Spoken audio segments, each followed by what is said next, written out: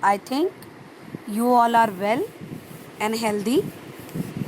So, today, students, we are going to start our chapter number 6, and up to now, we have completed what is flame, and I have told you that the visible gaseous part of fire is called flame, and I have told you that the flame depend upon supply of oxygen and nature of the substance and its temperature. We have different flame for different substances, okay, and I have told you that different zone of flame. If we take a candle, then we can see that three type of zones are there. First one is innermost zone, the zone which is near the wick of a candle is called inner zone, and this zone is black in color. It consists of unburnt wax, and it is the least hot zone of the candle, okay.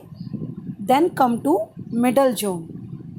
Middle zone, the middle of the flame is called middle zone, and zone is yellowish in color and moderate hot, not so much hot, and wax vapors are partially burnt, isn't it? The zone is luminous because partially combustion of carbon produce glow.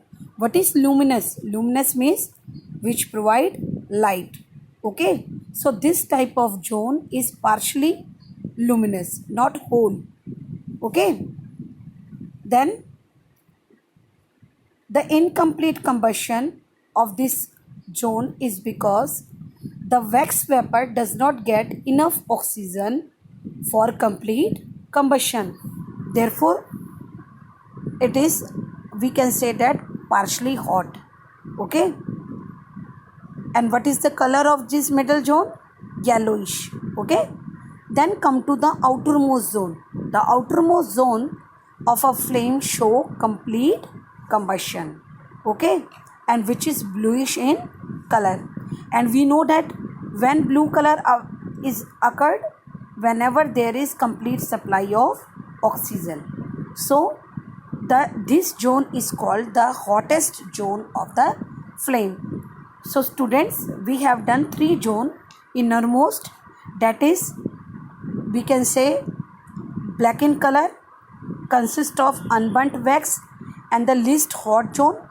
Then comes middle zone.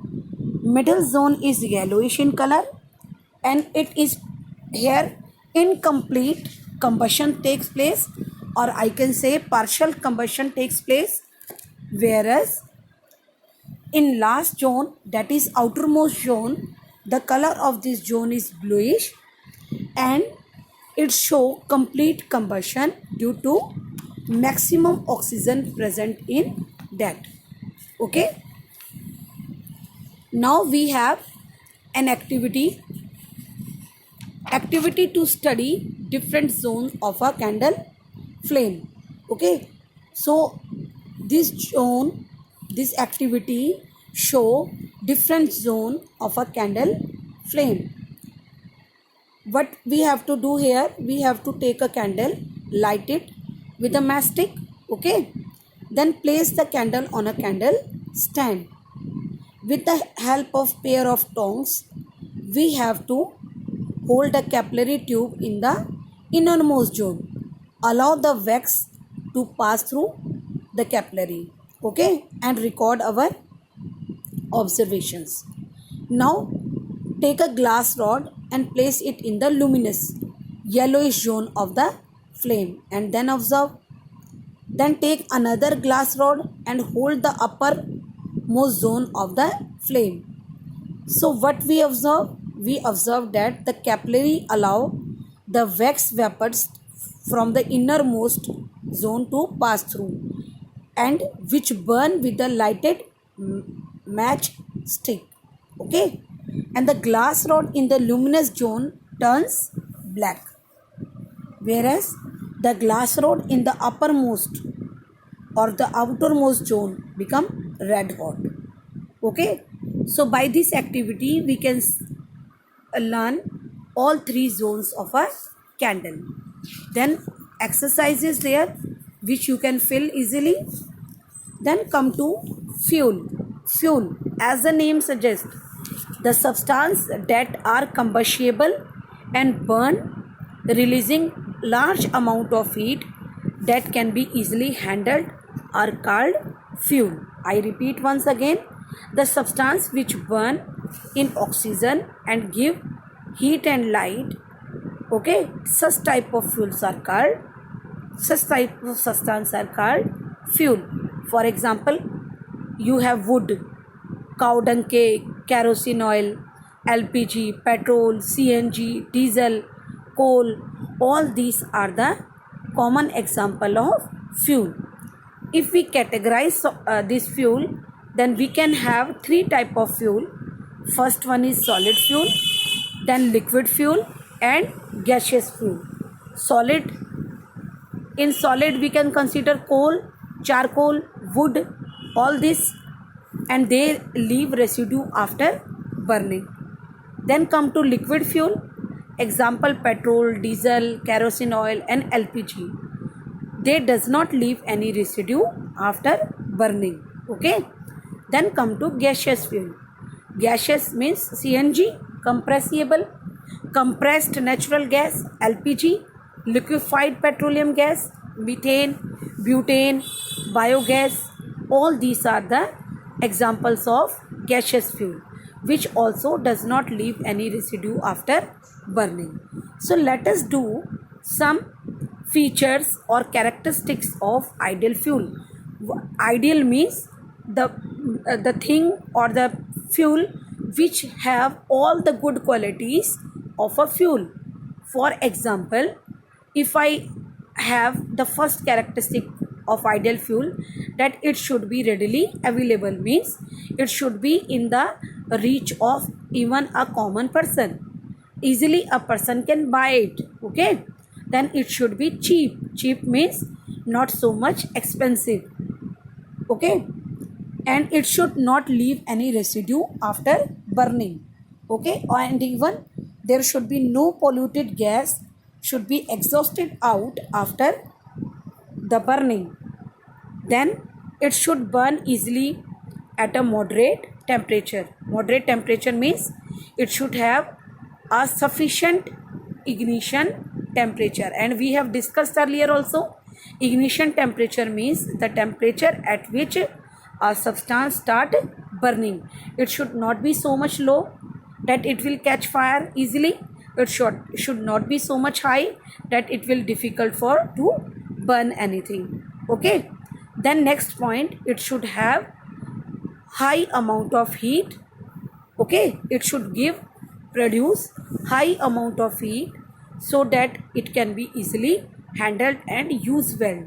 Then it should be eco-friendly, safe to handle, store and transport. So all these are the properties of good fuel, and on the basis of these properties only we have or we use our fuel. Okay. Then come calorific value of fuel. What do you mean by it? The amount of heat produced when 1 gram of fuel is burned completely. Okay. Whenever 1 gram of fuel burn and so much amount of heat if it produce, that amount of heat is called calorific value. And in this table you can have cow dung cake calorific value. Many fuels were given: wood, charcoal, petrol, kerosene, diesel, hydrogen, biogas, LPG, CNG and methane. You can see that hydrogen have the highest calorific value, but the highest calorific value doesn't mean everything. We cannot use it as a fuel in our homes. Only the fuel which can be used, that is as a rocket propellant. Okay. Since whenever hydrogen is burnt, it burn with explosion, and explosion can heat our, or it can destroy our houses also, isn't it? So we have to see the efficiency of fuel before burning it. Efficiency means input should be less and output should be more. If such type of fuel is there, then only we can say that this efficiency of this particular fuel is good. Okay, or we can say a fuel with high calorific value is considered to be efficient fuel. Then come to fossil fuels. Fossil fuels. Fossil fuels means the fuels which we get from our fossils. Okay, and what are fossils? The dead remain of plant and animals are considered to be fossils. Okay,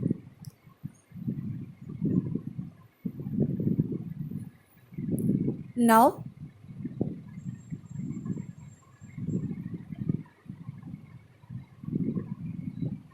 you can see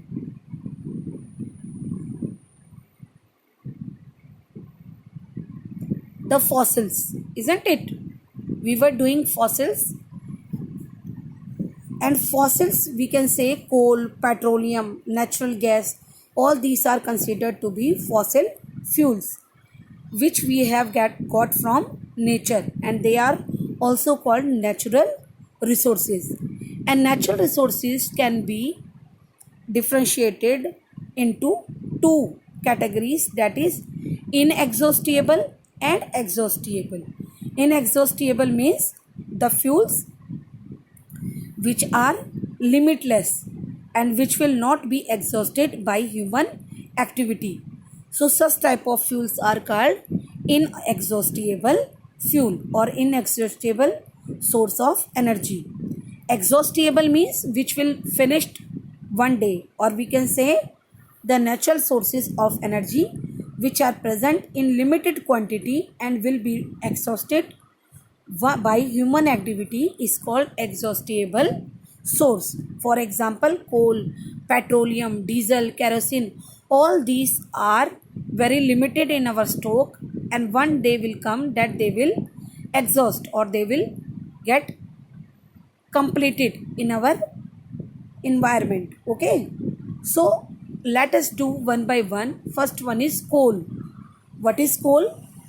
Coal is the hard black combustible mineral that consists of carbon. Okay, and where it is found? It is found in Bihar, West Bengal, Odisha and Madhya Pradesh mainly. And how they are formed?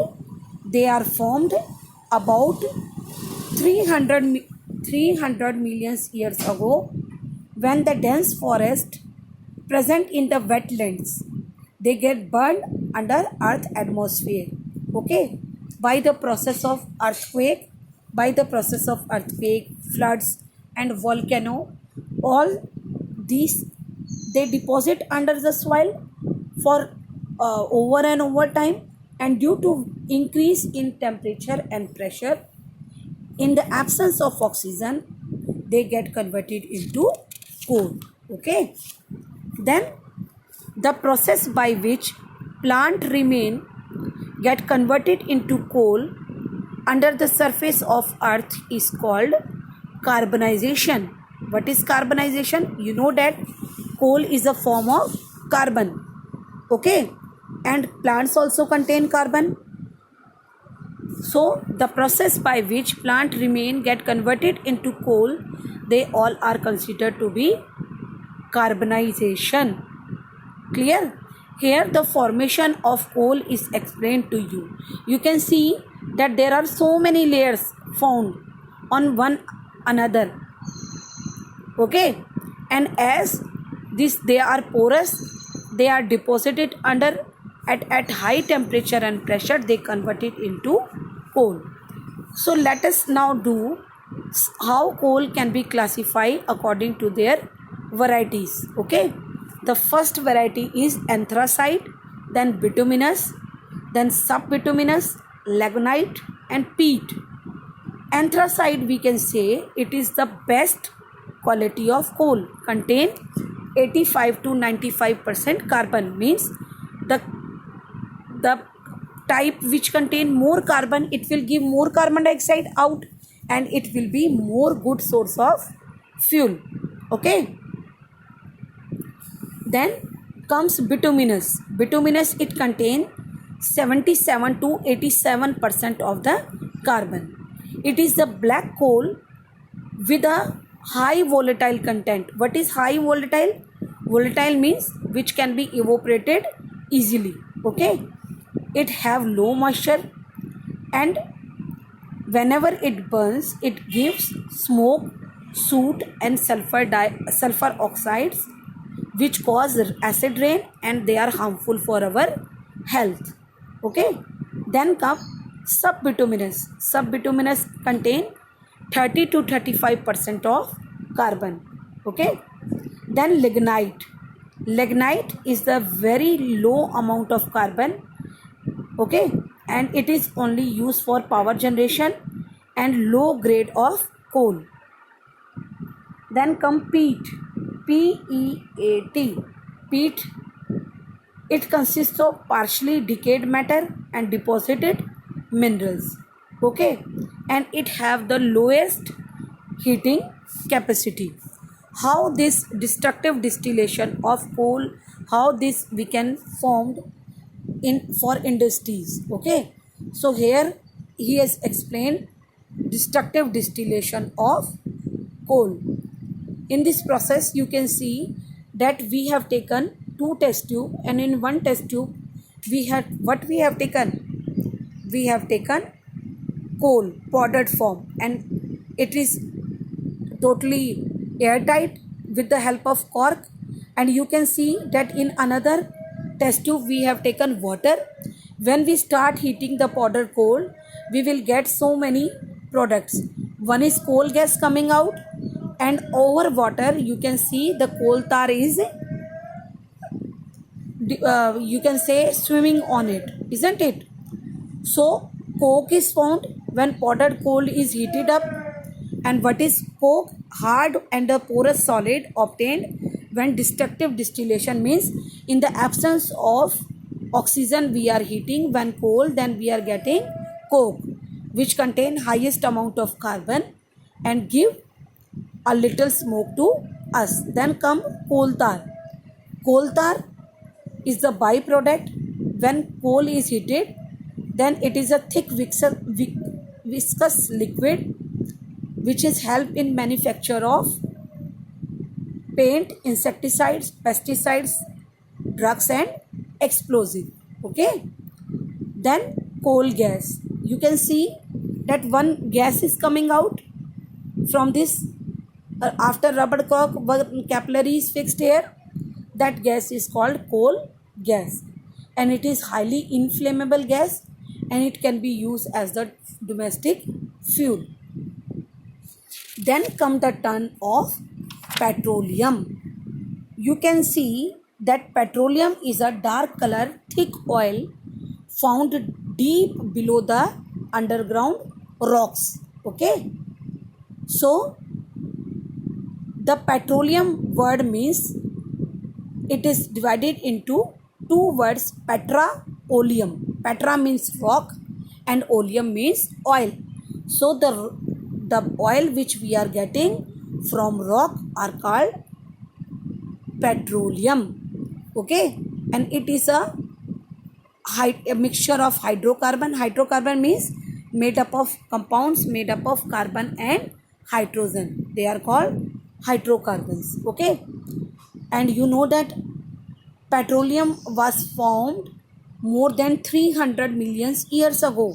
Okay, whenever these tiny plants, sea creatures dead, and they sunk to the bottom of sea, and these dead remain, they got buried under soil and mud, and due to high temperature and pressure, this action of bacteria, and in absence of air, this whole get converted into petroleum, and petroleum is one of the fossil fuel. Now refining, the petroleum which we are getting, it contain very high amount of impurities, Okay, whenever it is found out, it is dark colored and having a very pungent and bad smell coming out of it. So we have to refine it. How we can refine it? By fractionating tower. You can see that at different temperature, at 20 degree, 70 degree, 120 degree, 170 degree, up to 600, we are getting different product at different temperature, isn't it?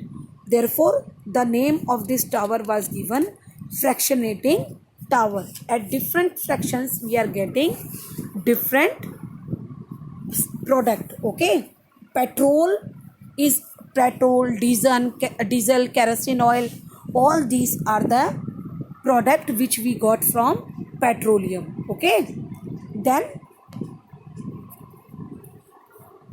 all these side products components coming out, they are called fractions. And in this table it was given different uses of temperature is also given and different uses of this fraction.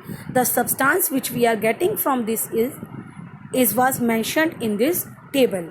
Okay, then come the last fuel, fossil fuel, that is called natural gas. Natural gas is very lighter than air. Okay, and it mainly consists of methane, and you know that methane is also called marsh gas, also found in marshy areas, highly flammable. Okay, and this natural gas is usually found nearby petroleum underground. Okay, and it is pumped from below the ground and transported in pipelines to the storage area. Okay, this natural gas is having no smell and no color. Okay, so before that it was mixed, before sending to the storage tank, it was mixed with a gas or chemical containing strong odor, so that we can easily find that this gas is leaking or any other thing. Okay, to detect the leakage. And the odor smell is just like rotten egg. Okay, rotten egg means when eggs are kept at for a long period of time and they get destroyed. The natural gas is compressed and we get compressed natural gas, which were used in CNGs, CNG pumps, in automobiles, in vehicles, for even for cooking also we are using at our homes CNG and LPGs at many places. Okay, and where this natural gas is found? This natural gas is found in Maharashtra, Tripura, Rajasthan and Krishna Godavari deltas. Okay, there is very harmful causes when we burn these fossil fuels. You know that whenever these fuels, wood, petrol, diesel, coal, they burn with incomplete combustion. Okay, and whenever incomplete combustion is there, the unburnt carbon particle, they mix with air and cause air pollution and send the gases like carbon monoxide, and even when they mix with our hemoglobin, so they can give a person death. Okay, and they are responsible for global warming also. And we can see that our these historical monuments like Taj Mahal and this Qutub Minar, all these are losing their colors also. Why they are losing their colors? Due to regular fall of acid rain on it. So the burning of this fossil fuel is very dangerous for us, and they produce every type of pollution and create global warming and responsible for acid rain. So I think this chapter is clear to you. All the fossil fuels and every three type of fossil fuels are clear to you, and the concept of combustion, incomplete combustion, combustible substance, and everything is clear to you. So till then, thank you. Have a nice